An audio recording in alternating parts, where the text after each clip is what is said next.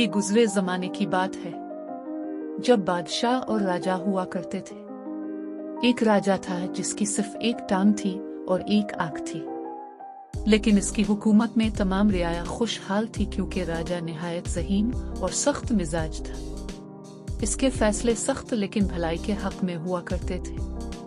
था वो राजा लेकिन आम लोगों की सी जिंदगी गुजारता था, इसकी वजह से वो हर पल रियाया के करीब होता था। खास व आम हर वक्त इससे मिल सकते थे।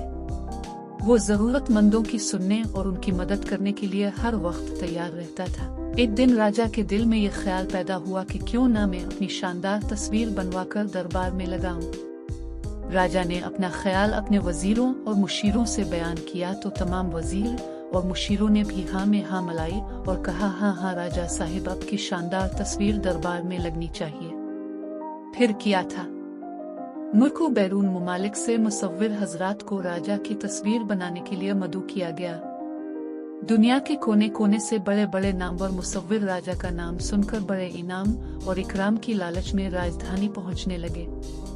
राजा ने भरे दरबार में मुसव्विरों के सामने एक पीर पर खड़े होकर ऐलान किया कि तमाम मुसव्विर की तस्वीर सबसे अच्छी होगी। इसकी तस्वीर को राजमहल के इसी दरबार में लगाया जाएगा और इस मुसव्विर को इनाम व इकराम से नवाजा जाएगा।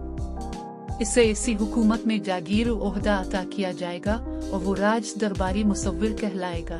तमाम मुसव्विर हजरात राजा का ऐलान सुनकर सोचने लगे कि राजा तो पहले से ही एक टांग से लंगड़ा है, इसके चेहरे पर एक आंख भी नहीं है, फिर इस अधूरे राजा की खूबसूरत तस्वीर कैसे बनाई जा सकती है। एक अंधे लंगड़े राजा की खूबसूरत तस्वीर बनाना मुमकिन नहीं है। अगर हमने तस्वीर बनाई और वो राजा को पसंद नहीं आई तो ये सख्त और बददिमाग राजा हमें सजा देगा।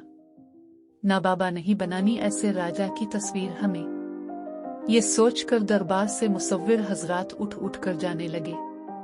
थोड़ी देर बाद वहां सिर्फ एक मुसव्विर रह गया।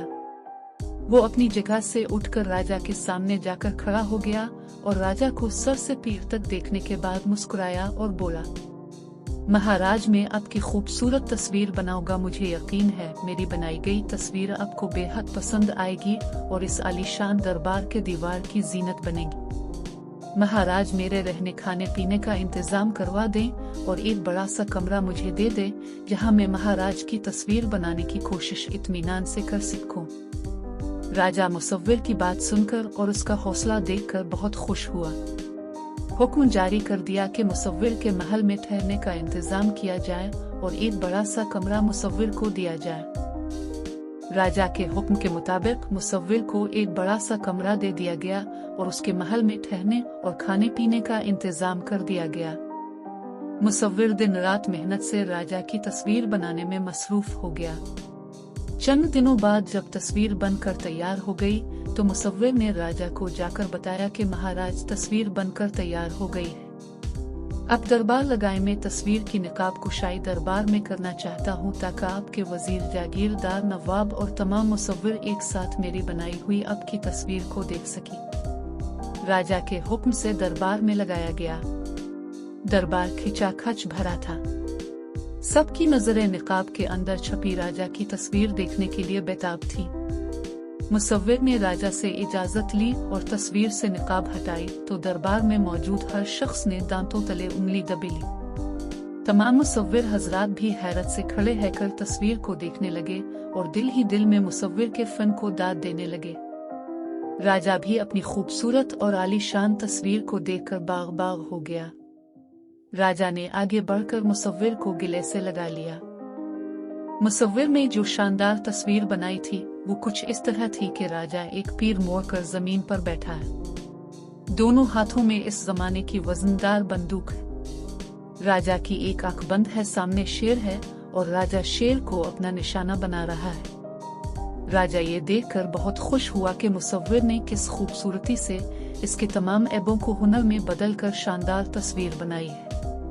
राजा ने वादे के मुताबिक मुसव्विर को इनाम व इकराम के अलावा जागीर भी अता की और इसे दरबार में आला मकाम भी अता किया। बच्चों, कहानी से सबक मिलता है कि अगर इंसान अक्ल से काम ले तो दुनिया में कोई काम भी नामुमकिन नहीं है। मुसव्विर ने अक्ल से काम लिया, शानदार तस्वीर बनाई और शाहाना जिंदगी गुजारने लगे। इसलिए जिंदगी में आपको भी हमेशा अक्ल से काम लेना है, कभी भी हिम्मत और हौसला नहीं हारना है।